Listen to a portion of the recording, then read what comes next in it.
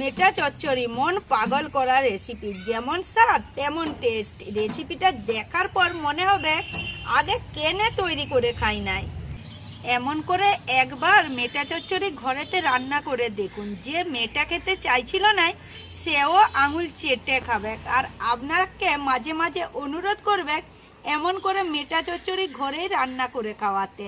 খেতে তো বেশ বেশ ভালো লাগে, একদম আঙুল চেটে খাবেন। আরও একবার সবাইকে অনুরোধ রইল সুমিতা কিচেনে আরও একটা রেসিপি দেখার লেগে আজকে আমি তৈরি করব মেটা চচ্চড়ি। এই রেসিপিটাও আপনাদের সাথে শেয়ার করে দিচ্ছি, আপনারা পুরো রেসিপিটা দেখবেন। আশা করছি আপনাদের খুবই ভালো লাগবে। চলুন রেসিপিটা শুরু করা যাক। মেটা চচ্চড়ি তৈরি করার লেগে এখানে আমি নিয়েছি 500 গ্রাম মেটা, আর মেটাটাকে জল দিয়ে বেশ সুন্দর করে ধুয়ে নিয়েছি। এখানে একটা কথা বলে দিই বন্ধুরা, অনেকে মেটা খেতে পছন্দ করে, অনেকে আবার খেতেও পছন্দ করেন না। আমি যেভাবে মেটা চচ্চড়ি করব আপনারা একবার ট্রাই করবেন, দেখবেন সবাই আঙুল চেটে খাবে। মেটা চচ্চড়িটা আমি সরষার তেল দিয়ে রান্না করব, আর যে কোনো চচ্চড়ি রান্না করেন সরষার তেল দিয়ে বেশি টেস্ট হয়। 100 গ্রামের মতো দিয়ে দিচ্ছি। এখানে একটা কথা আপনারাকে বলতে ভুলে গেছি, আজকে আমি চিকেনের মেটা রান্না করছি। ফোড়নে দিচ্ছি গোটা লঙ্কা আর গোটা গরম মশলা। এটা একটুকু ফোড়ন করে নিই।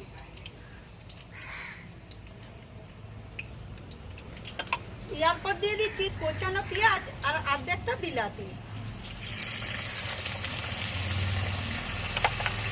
এটা একটু নেড়ে চেড়ে ভেজে দিচ্ছি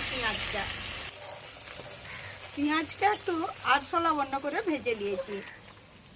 এরপর দিয়ে দিচ্ছি আদা রসুন বাটা, দিয়ে দিচ্ছি ধনা গুঁড়া, দিয়ে দিচ্ছি হলুদের গুঁড়া, দিয়ে দিচ্ছি লঙ্কার গুঁড়া, দিয়ে দিচ্ছি কাশ্মীরি লঙ্কার গুঁড়া, একটু চচ্চড়ির রংটা ভালো লাগবে। আরও দিয়ে দিচ্ছি অল্প নুন। অনেকে মিষ্টি খেতে পছন্দ করেন, তারা অল্প চিনি দিবেন। চচ্চড়িতে একটু মিষ্টি মিষ্টি ভালো লাগে। অল্প জল দিয়ে মশলাটা একটু বেশ সুন্দর করে কষে নেব। বেশ সুন্দর করে মশলাটা কষে নিয়েছি। এরপর দিয়ে দিচ্ছি ধুয়ে রাখা মেটাগুলা।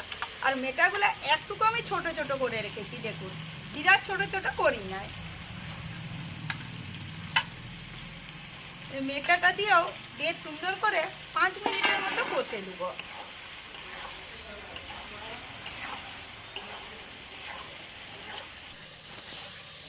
বেশ সুন্দর করে কষে নিয়েছি।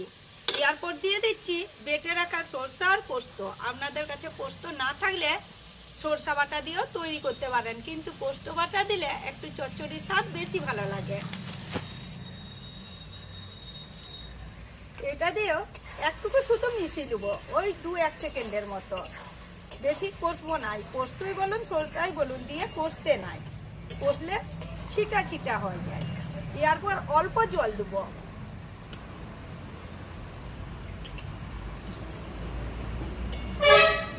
হালকা তাপে 2-5 মিনিটের মতো ফুটিয়ে দেবো।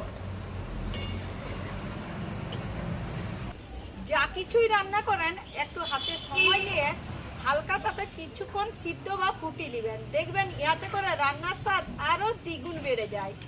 এখানে আমার বেশ সুন্দর করে মাখা মাখা হয়ে গেছে। এরপর উপর থেকে ছড়িয়ে দিচ্ছি কোচানো ধনা পাতা। এখানে যদি মেথি পাতা থাকতো চচ্চড়িতে বেশি দিলে মানে ভালো লাগে খেতে, আমার কাছে নাই বলে আমি ধনা পাতা দিচ্ছি। ধনা পাতাটা দিয়ে একটু নেড়ে চেড়ে মিশিয়ে দিচ্ছি।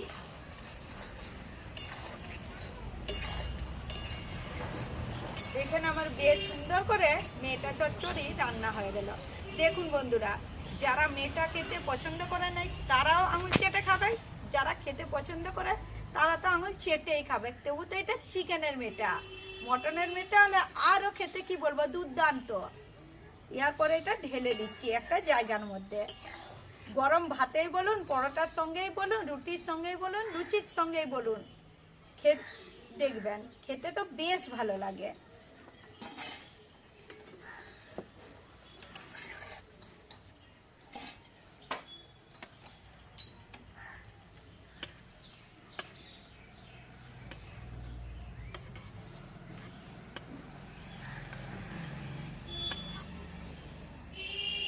একদমও কাছের থেকে দেখাচ্ছি। দেখুন তো বন্ধুরা, আজকে আমার মেটা চচ্চড়িটা কেমন রান্না হয়েছে।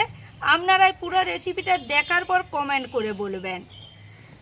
অনেক ঘরেতে আছে মাংসের সাথে মেটা থাকলে সেগুলো ফেলে দেয়, খেতে চায় না, বাচ্চারা খেতে পছন্দ করে। এমন করে মেটা চচ্চড়ি ঘরে রান্না করে দেখুন, আর ফেলতে হবে না, খেতে তো বেশ ভালো লাগে। কেমন রান্না করেছি আপনারাকে খেয়ে বলছি, আপনারাও একবার ট্রাই করবেন।